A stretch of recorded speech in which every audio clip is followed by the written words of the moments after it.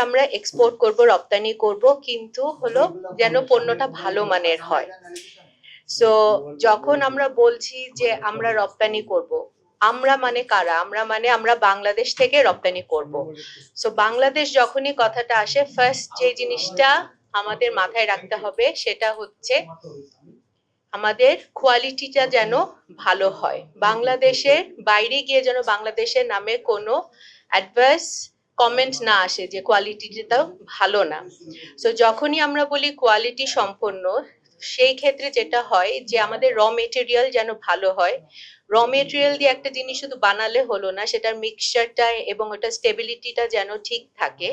এবং তারপরে যে বোতল বা ডিব্বায় আমরা দিচ্ছি সেটা কি প্লাস্টিকের না কাচের।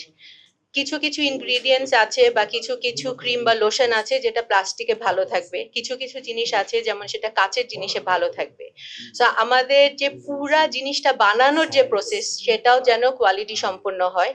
তারপরে আমরা যেন জিনিসগুলাকে নিজেদের দেশে আগে বাজারজাত করার আগে আমরা এটাকে যেন একটা রিসার্চ করে কোয়ালিটি ফুল, তারপরেই বিভিন্ন প্রতিষ্ঠান যারা আমাদেরকে অথরাইজ করে যে হ্যাঁ জিনিসটা বাজারজাত হতে পারে, তাদের থেকে যেন আমরা সার্টিফিকেটটা প্রপার পাই, তারপরে বাজারজাতকরণ করা।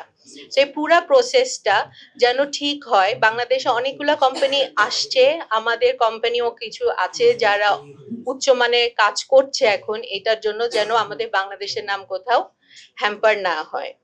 সো কোয়ালিটিফুল জিনিস যদি আমরা বলি, আমাদের এখানে অনেক কিছুই আছে। আমরা যদি বলি যে স্কিন কেয়ার রিলেটেড বা কসমেটিক রিলেটেড, সেটা একটা ফেস ওয়াশও হতে পারে, সেটা একটা কিন্তু সাবানও হতে পারে, শ্যাম্পু হতে পারে। এখন কিন্তু ছেলেদের শ্যাম্পু মেয়েদের শ্যাম্পুও আলাদা এসছে। সো সব শ্যাম্পুই কিন্তু এখন সবার জন্য ফিট না।